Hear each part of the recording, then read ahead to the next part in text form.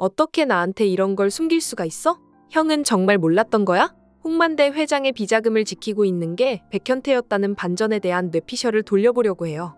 제목 그대로 사람들을 눈물 짓게 했던 눈물의 여왕 10회였는데요.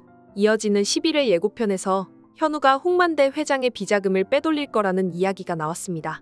그러면서 은성과 현우가 차로 쫓기는 긴박한 장면과 혜인이가 입원했던 병원을 배경으로 가족들이 뛰어가는 장면들을 확인할 수 있었어요.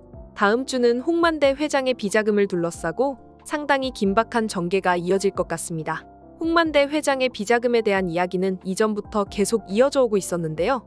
은성은 홍만대 회장의 비자금을 지키고 있던 송 팀장을 이용해서 홍만대 회장이 구속수사를 당하게 될 상황을 만들었습니다. 그때 홍만대 회장이 감옥에 가기 싫어하는 점을 이용해서 모슬이에게 의결권을 위임하고 대신 감옥에 가겠다는 서약서를 쓰게 했던 건데요. 모슬이와 은성에게 퀸즈를 빼앗긴 결정적인 함정이 바로 그거였습니다. 송 팀장은 결국 횡령 혐의로 철창에 갇히는 신세가 됐지만 송 팀장도 홍만대 회장의 비자금이 어디에 숨겨져 있는지는 알지 못한다고 했어요.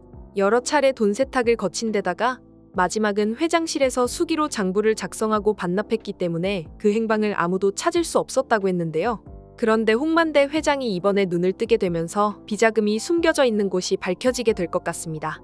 은성이 모슬이의 손에서 홍만대 회장을 빼내왔던 것에도 비자금을 탈취하기 위한 목적도 있었던 거죠. 모슬이는 자기가 홍만대 회장의 지분 의결권을 계속 유지하기 위해서 홍만대를 죽지도 깨지도 않는 상태로 유지할 생각이었잖아요. 홍만대 회장이 눈을 뜨지 않는다면 퀸즈는 모슬이의 손에서 놀아날 수밖에 없을 거고, 그렇게 되면 은성이 회장에 취임한다고 하더라도 권력이 제한될 수밖에 없는 상황이었습니다. 그래서 홍만대를 빼돌리고 홍만대를 깨워서 거액의 비자금을 탈취할 생각도 있었던 것 같아요. 물론 홍해인을 가지기 위해 그렇게 한 게 먼저겠지만 홍만대 회장의 비자금은 은성도 탐을 낼 만큼 거금이었던 모양인데요. 홍만대 회장의 비자금이 숨겨져 있는 곳은 의외로 용두리였을지도 모른다는 생각이 들었습니다. 혜인이는 자기도 모르는 건물이 있었잖아요.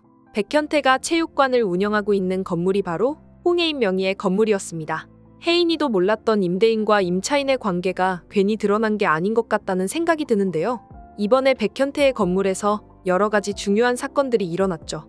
홍수철이 백현태의 체육관에 죽치고 앉아 있었던 건 거기가 용두리에서 와이파이가 가장 잘 터지는 건물이었기 때문이었습니다. 혜인이가 건물 관리를 완벽하게 해놓으라고 했기 때문인 것 같은데요. 혜인이 덕분에 와이파이가 빵빵했던 체육관에서 수철이는 다혜와 잠시나마 연락을 할 수 있었어요. 그것만 있었던 게 아니라 에필로그에서 현우가 술을 마셨던 곳도 현태의 체육관이었죠. 현태의 체육관이 자꾸 눈에 밟히는 게 홍만대 회장의 비자금이 금괴로 바뀌어서 현태 체육관 건물에 숨겨진 게 아닐까 하는 생각이 들었습니다.